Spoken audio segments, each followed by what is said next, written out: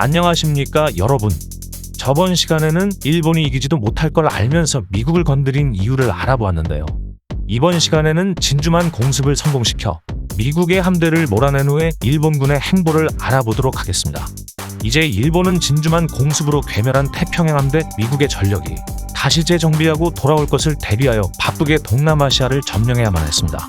1941년 말에서 1942년 초반 말레이시아 전역을 장악하기 위해 남방작전을 펼칩니다.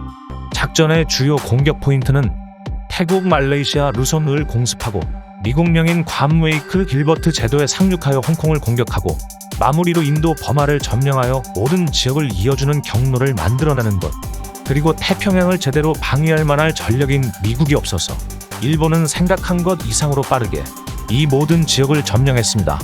하지만 이 빠른 점령은 일본에게 과부하가 걸리는 계기가 되는데, 일단은 점령한 건 좋은데 관리해야 할 지역이 너무 넓어져 버렸다. 이미 일본군의 전력은 중일전쟁 때문에 100만의 병사가 중국에 묶여 있었고 오히려 이것마저 부족하다고 증원 요청을 하는 처지였다. 게다가 수많은 섬으로 이루어진 점령지들 탓에 소수의 병력으로 기습을 강행하며 행동해야 했고, 여럿으로 분산된 전력이 대부분 해상에 퍼져 있어 보급 자체도 지원받기가 굉장히 힘들었습니다.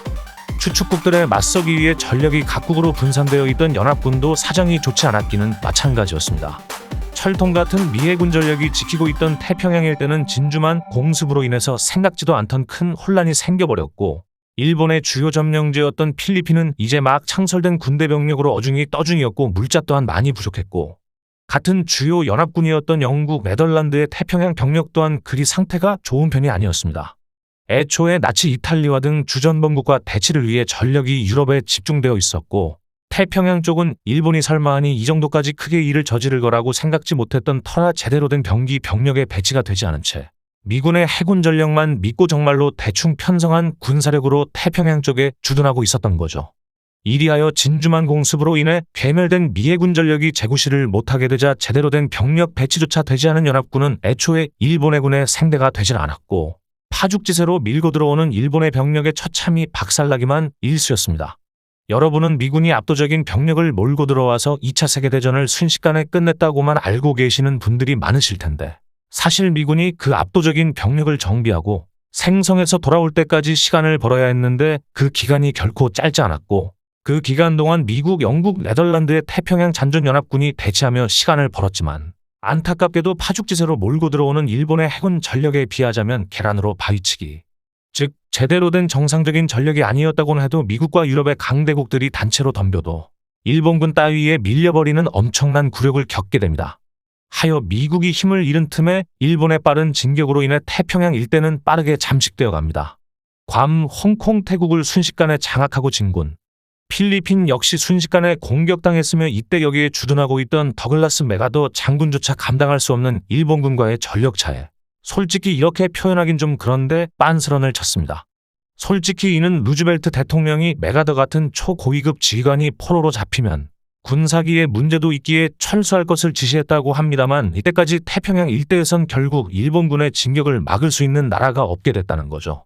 이리하여 홍콩과 싱가포르에서만 10만에 달하는 영국 병사들이 포로 잡혀버리고 해군 전력이 괴멸되는 굴욕 또한 같이 겪게 됩니다. 사실 여러분들은 훗날 버마의 인팔전투에서 일본군의 무리한 강행으로 자멸했다는 결과는 알고 있으시겠지만, 사실 버마 지역은 일본군의 진군에 그다지 아무런 가치가 없는 지역이었습니다만, 생각보다도 빠른 속도로 점령지들을 쉽게 함락시키자 내친 김에 버마까지 먹어보자고 결심하게 된 것이었죠. 결국 1942년 5월 일본은 동남아시아의 대부분의 지역을 모두 정복하는 데 성공하는 쾌거를 이룹니다.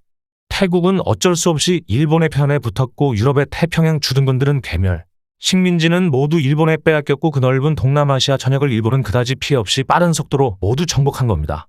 이로 인해 일본은 A, B, C, D 포기망으로 인해 수입하지 못했던 석유나 전략 자원을 정복으로 인해 충당하는 것이 가능해졌고, 일본 제국의 최전성기를 맞이합니다.